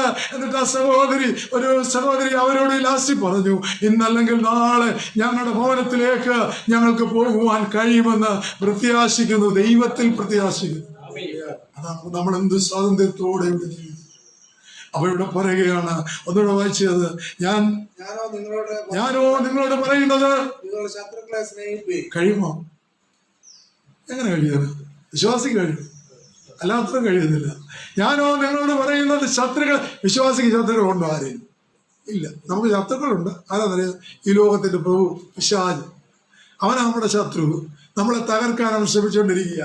അവൻ പറയും, ഞാനോ നിങ്ങളോട് പറയുന്നത് ശത്രുക്കളെ സ്നേഹിപ്പീൻ. അതാ അവിടെ ചെയ്യുന്നത്. കഷ്ടം അനുഭവിക്കുന്നവർ ചെയ്യുന്നത്. ഒരു പട്ടിണിയാകാം, അവര് അടിക്കപ്പെട്ടവരാകാം, അവർ വേദന അനുഭവിച്ചവരാകാം. സഭ ഇതുവരെ വളർന്നത് വിശുദ്ധന്മാരുടെ രക്തം കൊടുത്ത് വിലയ്ക്ക് വാങ്ങിയ സഭയാ നമ്മുടെ സഭ. പ്രിയപ്പെട്ടവരെ, അമയം വളർന്നത്. അതുകൊണ്ട് ഞാൻ പറഞ്ഞു വന്നത് ഞാൻ അവസാനിപ്പിക്കുക. സ്വർഗം സന്തോഷ സമൃദ്ധമാണ്, സ്വർഗം സ്നേഹസമൃദ്ധമാണ്. ഒത്തിരി പറയാനായിട്ടുണ്ട്, അത് അടുത്ത ആഴ്ച നമുക്ക് കഴിയുമെങ്കിൽ പറയാം. പ്രിയപ്പെട്ടവരെ, അത് സന്തോഷ സമൃദ്ധമാണ്. അതുകൊണ്ട് അത് വലിയ പുരുഷാരത്തിന്റെ മോക്ഷം പോലെയും പെരുവെള്ളത്തിന്റെ ഇരച്ചിൽ പോലെയും തകർത്ത ഇടിമുഴക്കം പോലെയും കേട്ടത് ഹല്ലേലൂയ. സ്വർഗത്തിൽ ദൈവത്തെ ആരാധിക്കുക. അതിന് മുമ്പ് നമ്മൾ കണ്ടു, പരിശുദ്ധൻ പരിശുദ്ധൻ പരിശുദ്ധൻ എന്ന് ആർത്തട്ടഹസിക്കുക. നമ്മളും പറയുന്നുണ്ട് നമ്മുടെ ആരാധനയിൽ പരിശുദ്ധൻ പരിശുദ്ധൻ പരിശുദ്ധൻ എന്ന്. പ്രിയപ്പെട്ടവരെ, വിശുദ്ധ മത്തായിയുടെ സുവിശേഷ അങ്ങനെയാണെങ്കിൽ മത്തായിയുടെ സുവിശേഷത്തിൽ ഇങ്ങനെ പറഞ്ഞൊരു വിശ്വാസി എങ്ങനെയായിരിക്കണം? ഞാൻ നിങ്ങളോട് പറയുന്നു, വിശുദ്ധ മത്തായി പറയുകയാണ്, ഞാൻ നിങ്ങളോട് പറയുന്നു, നിങ്ങളുടെ ശത്രുക്കളെ സ്നേഹിപ്പിക്കുന്നു, നിങ്ങളെ ഉപദ്രവിക്കുന്നവർക്ക് വേണ്ടി. ആ കാലങ്ങളിൽ ഉപദ്രവം നടന്നിരുന്ന ഒരു കാലഘട്ടം. അവരോട് പറയുകയാ, അവർക്ക് വേണ്ടി പ്രാർത്ഥിപ്പി. അങ്ങനെയാണെങ്കിൽ നമ്മുടെ പ്രത്യാശ എന്താ? കർത്താവ് വരാൻ പോകുകയാ, അവന് വാതിക്കലായിരിക്കുകയാ. ചേർന്ന് പാടാമോ? രാജാതിരാജൻ മഹിമയോടെ വാനമേഘത്തിൽ, രാജാതിരാജൻ മഹിമയോടെ വാനമേഘത്തിൽ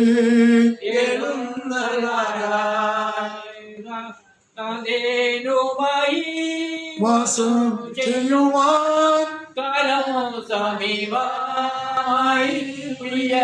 ഇങ്ങനെയാണ് പാട്ടുകാരൻ എഴുതിയിരിക്കുന്നത്. ക്ലേശം തീർന്നു നാം നിത്യം വസിപ്പാൻ വാസമൊരുക്കാൻ എന്ന രാജാതിരാജൻ മഹിമയോടെ വാനമേഘത്തിൽ, ക്ലേശം തീർന്നു നാം നിത്യം വസിപ്പാൻ വാസമൊരുക്കാൻ ഒരുങ്ങി നിന്നോർ തന്നോടുകൂടെ മണിയറയിൽ വാഴാൻ കാലമായി. ഒരുങ്ങി നിന്നോർ തന്നോടുകൂടെ മണിയറയിൽ വാഴാൻ കാലമായി. യുഗായുഗമായി പ്രിയൻ കൂടെ നാം വാഴും സുദീനാം ആസന്നമായി. യുഗായുഗമായി പ്രിയൻ കൂടെ വാഴും സുദീനാം ആസന്നമായി. രാജാതിരാജൻ മഹിമയോടെ വാനമേഘത്തിൽ എഴുന്നള്ളാനായി. രാജൻ മഹിമയോടെ വാനമേഘത്തിൽ എഴുന്നള്ളാനായി. എന്തിനാണ് നമ്മുടെ കർത്താവ് വാനവേഗത്തിൽ വരുന്നത്? മറ്റൊന്നിനും വേണ്ടിയല്ല. ക്ലേശം തീർന്ന് നാം നിത്യം വസിപ്പാൻ, അവൻ വാസം ഒരുക്കാൻ പോയവനായതുകൊണ്ടാണ് അവൻ രണ്ടാമത് വരുന്നത്. നമ്മൾ കണ്ടു, എൻ്റെ പിതാവിന്റെ ഭവനത്തിൽ അനേക വാസസ്ഥലങ്ങളുണ്ട്. അതുകൊണ്ട് പാട്ടുകാരന് ആത്മാവിൽ പാടുകയാ, ക്ലേശം തീർന്ന് നാം നിത്യം വസിപ്പാൻ വാസം ഒരുക്കാൻ പോയ പ്രിയനാ രണ്ടാമത് വരുന്നത്. മാത്രമല്ല, ഒരുങ്ങി നിന്നോ. ഇവിടെ പറയാ പാട്ടുകാരൻ, ദിവസത്തിലെ കാര്യം. ഒരുങ്ങി നിന്നോ തന്നോടുകൂടെ മണിയറയിൽ വാഴാൻ കാലമായി. എങ്ങനെയാണെന്നറിയാമോ? യുഗായുഗമായി പ്രിയൻ കൂടെ നാം വാഴും സുദീനം ആസന്നമായി. പ്രിയപ്പെട്ടവരെ, ഇതിനോട് ചേർന്ന് അനേക കാര്യങ്ങളുണ്ട്. അത് പിന്നീട് അടുത്ത ആഴ്ചയിൽ പറയാനായിട്ട് ആഗ്രഹിക്കുക. പ്രിയപ്പെട്ടവരെ, അതുകൊണ്ട് ഞാനിവിടെ സമയം പോയതുകൊണ്ട് വാക്കുകൾ അവസാനിപ്പിക്കുക. അങ്ങനെയാണെങ്കിൽ ഇന്ന് പകൽക്കാലം നമ്മൾ വിശ്വസിക്കണം, സ്വർഗത്തിൽ സ്ഥാനം ആർക്കാന്നറിയാമോ? അശുദ്ധന്മാർക്കല്ല, വിശുദ്ധന്മാർക്കാ. ആമേൻ. അവർക്ക് ജീവപുസ്തകത്തിൽ അവരുടെ പേരുണ്ട് സ്വർഗത്തില്. അതുകൊണ്ടാണ് വിശുദ്ധന്മാർക്ക് അവിടെ അവകാശമുള്ളതെന്ന് ഇങ്ങനെ നമ്മൾ കണ്ടു. നാം മക്കളാ എങ്കിലോ അവകാശികളാകുന്നു. ദൈവത്തിന്റെ അവകാശികളും ക്രിസ്തുവിന്റെ കൂട്ടവകാശികളും. അതുകൊണ്ട് ക്രിസ്തുവിലൂടെ ദൈവത്തിന് കൂട്ടവകാശികളായി തീർന്നു. നാം അവനോടുകൂടെ തേജസ്കരിക്കപ്പെടേണ്ടതിന് അവനോടുകൂടെ കഷ്ടം അനുഭവിക്കുക അത്രേ ചെയ്യുന്നത്. പ്രിയപ്പെട്ടവരെ, അങ്ങനെയാണെങ്കിൽ സ്വർഗത്തിൽ നമുക്ക് അവകാശമുണ്ട്. വിശുദ്ധന്മാർക്ക് 2 സ്വർഗത്തിൽ നമുക്ക് നിക്ഷേപമുണ്ട്. സ്വർഗത്തിൽ ഒരു ആരാധനയുണ്ട്. വീണ്ടും പറയുക, സ്വർഗത്തിൽ നമുക്കൊരു പൗരത്വമുണ്ട്. പിന്നെന്താ സ്വർഗത്തിലുള്ളത്? അവിടെ പറയുന്നു, സ്വർഗം എങ്ങനെയുള്ള ഒരു സ്ഥലമാ? അത് വലിയ വിശാലമായ ഒരു സ്ഥലമാ. അനേകർ കൂടാനുകൂടി ആളുകള് ഒത്തുകൂടേണ്ട ഒരു സ്ഥലമാ. അത് സ്വർണം കൊണ്ട്, സ്വർണ്ണ തെരുവീതികളാ. അതിന്റെ മതിലുകൾ വജ്രം കൊണ്ടുണ്ടായതാ. അതുകൊണ്ട് ആ പാട്ടുകാരൻ അങ്ങനെ പാടിയിരിക്കുന്നത്. നമുക്ക് പാടുവാൻ സമയമില്ലല്ലോ.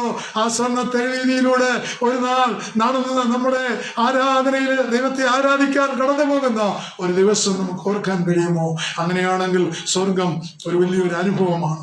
അത് നീതീകരണത്തിലൂടെയും വിശുദ്ധീകരണത്തിലൂടെയും ദൈവസമാധാനത്തിലൂടെയും പരിശുദ്ധാത്മാ സന്തോഷത്തിലൂടെയും നമുക്ക് ദൈവം തന്നിരിക്കുകയാ. അങ്ങനെയാണെങ്കിൽ അവിടെ പറഞ്ഞു, ദൈവരാജ്യം ഭക്ഷണവും പാനീയവുമല്ല, അത് വീഞ്ഞല്ല. അതെന്താ? ദൈവത്തിന് സ്തോത്രം. നീതിയും സമാധാനവും പരിശുദ്ധാത്മാവിലുള്ള സന്തോഷവും. അങ്ങനെയാണെങ്കിൽ പ്രിയപ്പെട്ടവരെ, ആ സ്വർഗം സ്നേഹസമൃദ്ധവും. അതിനുവേണ്ടി എന്ത് ചെയ്യണം? വിശ്വാസം ഇപ്പോഴത്തന്നെ, ഇപ്പോൾ തന്നെ നിന്റെ ശത്രുവിനെ നീ സ്നേഹിക്കണം. ഹല്ലേലൂയ, ആമേൻ. നമുക്ക് വിശ്വാസിയെ സ്നേഹിക്കാൻ കഴിയും, എന്നാൽ നമ്മുടെ ശത്രുവിനെ സ്നേഹിക്കാൻ കഴിയണം. കഴിഞ്ഞാൽ ഒരു പ്രത്യേകത എന്താണെന്നറിയാമോ? യുഗായുഗങ്ങളോളം ദൈവത്തോടുകൂടെ, നിത്യ യുഗങ്ങളോളം ദൈവത്തോടുകൂടെ നമുക്ക് വാഴുവാൻ കഴിയും. നമ്മൾ ഇത്രയും കേട്ടിട്ട്, ഞാൻ ഇത്രയും പ്രസംഗിച്ചിട്ട് സ്വർഗത്തിൽ പോയില്ലെങ്കിൽ എന്തോ ഒരു കഷ്ടമായിരിക്കും. അതുകൊണ്ട് ഞാൻ എൻ്റെ വാക്കുകൾ അവസാനിപ്പിക്കുക. നമുക്ക് പ്രാർത്ഥിക്കാം.